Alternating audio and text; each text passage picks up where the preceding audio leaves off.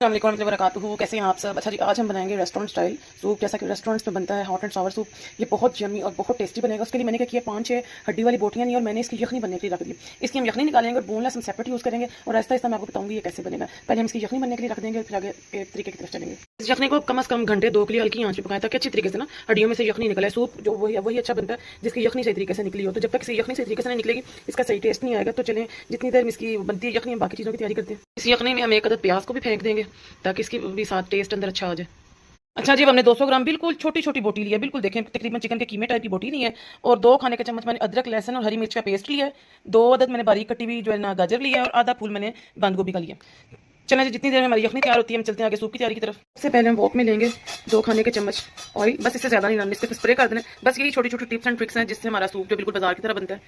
फिर मैं इसमें ये चिकन शामिल कर दूँगी और इसको भूनूंगी हल्का सा।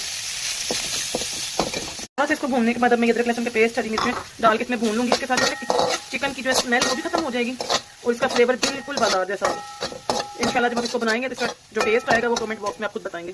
चले जी, 4 से 5 मिनट भूनने के बाद हमारी यखनी अब जो रेडी होगी उसको हम स्ट्रेन करेंगे। उसमें जो चिकन लगा है वो उतार लेंगे हड्डियों के साथ, उसको भी इसमें ऐड कर देंगे और यखनी को हम इसमें शामिल करेंगे। देखें जी, यखनी अच्छे तरीके से निकल आई है। चिकन हमारा गल गया, प्याजों को देख के आपको पता लग रहा होगा ये भी गल गए। अब इसमें से प्याज हम रिमूव कर देंगे और यखनी जो है स्ट्रेन कर देंगे, हड्डियाँ रिमूव कर देंगे और जो उसके ऊपर चिकन है उसको उतार लेंगे और इस यखनी को अपने सूप में शामिल करेंगे। पलट देंगे सारी।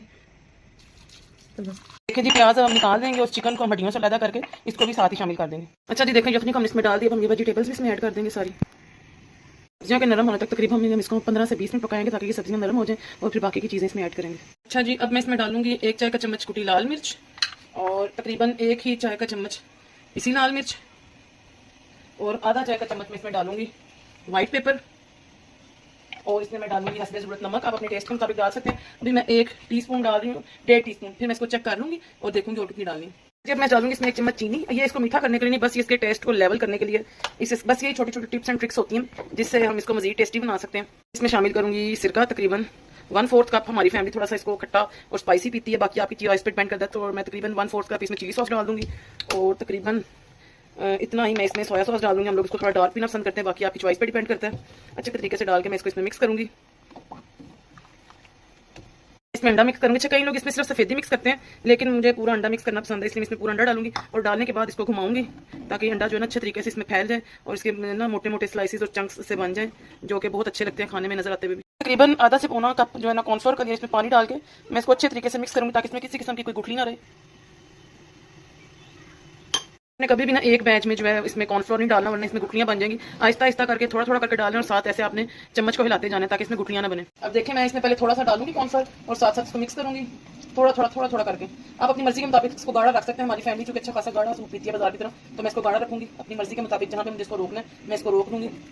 15 से 20 मिनट में इसको पकाएंगे ताकि कॉर्नफ्लोर का कच्चापन खत्म हो जाए और ये सही तरीके से पक जाए। इतनी देर में हम दूसरी साइड इसके लिए क्रैकर फ्राई कर लेंगे। मैं इसके साथ ही क्रैकर डाल दूंगी फ्राई होने के लिए। जब हमारा सूप रेडी हो गया, इसे मैं बाउल में डालूंगी, सर्व करके आपको दिखाऊंगी इसकी फाइनल लुक। जब मैं इसको बाउल में निकालूंगी, देखें आपके सामने कितनी ज़बरदस्त इसकी ग्लॉसी सी लुक आई है। ये रही जी हमारे सूप की फाइनल लुक। उम्मीद करती हूँ आपको पसंद आई होगी। अगर आपको पसंद आई तो इसको लाइक करें, शेयर करें, सब्सक्राइब करें, बेल आइकन को प्रेस करें ताकि हर आने वाली वीडियो की नोटिफिकेशन आपको मिल सके। और सूप बनाते हुए हमेशा हड्डी वाला गोश्त यूज़ करें। जब तक आप हड्डी वाला गोश्त नहीं यूज़ करेंगे आपके सूप का वो टेस्ट कभी भी नहीं आएगा। आई होप आपको ये रेसिपी पसंद आएगी। मिलूंगी नेक्स्ट रेसिपी में, नेक्स्ट वीडियो के साथ। अस्सलाम वालेकुम रहमतुल्लाहि व बरकातुहू। लोगों की बातों की वजह से अपने आप को स्टक ना रखें, आगे बढ़े, इतना आगे बढ़े कि आपको आपका रब मिल जाए। और रब के मिलने के बाद मसले नहीं लगते, परेशानी नहीं लगती, आजमाइश नहीं लगती। अल्लाह सिखाएगा तुम्हें सब्र और उस सब्र में ढेर सारी लज़्ज़त भी अता करेगा। गम के सहने में भी कुदरत ने मजा रखा है। यकीन करें, आप लोग बहुत मिस करने वाले हैं इन सिचुएशंस को, जब दुनिया आपको हर्ट करती है और आप इधर उधर नजर दौड़ाते हैं और आपको कोई सहारा नजर नहीं आता, कोई अपना नजर नहीं आता, कोई समझने वाला इंसान नजर नहीं आता। एट द एंड आप अल्लाह से खुद को कनेक्ट कर लेते हो। सम टाइम रोना स्टार्ट कर देते हो, सम टाइम अल्लाह से बातें करना स्टार्ट कर लेते हो कि अल्लाह कोई नहीं समझ रहा, कोई नहीं है, अकेला हूँ वगैरह वगैरह। ये जब तुम टूटा हुआ दिल अपने रब के पास लेकर जाते हो और रोते हुए अपने रब से कहते हो कि अल्लाह दिल टूट गया, और बदले में जो तुम्हें अल्लाह एहसास दिलाता है कि इट्स ओके, मैंने इस दिल को बनाया था ना, मैं ही इसे जोड़ूंगा। मरने के बाद हो सकता है अल्लाह रब्बुल इज़्ज़त आपको जन्नत दे और आप हमेशा की ऐशो इशरत के हवाले हो जाओ, बट अल्लाह को बिन देखे उसकी इबादत का जो एहसास है ना, शायद वो जन्नत में नहीं है। बिन देखे अपने रब के सामने रोना, बिन देखे अपने रब से अपने दिल का हाल सुनाना, ये एहसास बहुत याद आएगा आपको कि अल्लाह की इबादतों को ना मोहब्बत से किया करें, बोझ समझ के ना किया करें। इस दुनिया की तमाम एक्टिविटीज से जो सबसे हसीन एक्टिविटी है वो अल्लाह की इबादत है, वो अल्लाह का एहसास है, वो अल्लाह के सामने झुकना। खुदा की कसम, जिस रब को हम छुटला रहे हैं, जिस रब को हम टाइम नहीं दे रहे, जिस दिन वो समझ आ गया ना, जिस दिन उसकी मार्फत हमारे दिलों में उतर गई, उस दिन के बाद से दुनिया और दुनिया की तमाम रंगीनियां आपको बहुत फीकी फीकी लगेंगी। लोगों ने अपना माल, अपनी औलादों को यूं ही तो नहीं कुर्बान कर दिया अल्लाह के लिए। वो सीरियस हुए थे अपनी जिंदगी को लेकर। उन्होंने अपने रब के बारे में सोचा, अपनी आखिरत के बारे में सोचा और इतना सोचा कि उनके दिलों में अल्लाह की मोहब्बत के जज्बे पैदा हो गए। और ये जो मोहब्बत होती है ना, ये बड़ी अंधी होती है, इसमें इंसान जान की बाजी लगा देता है।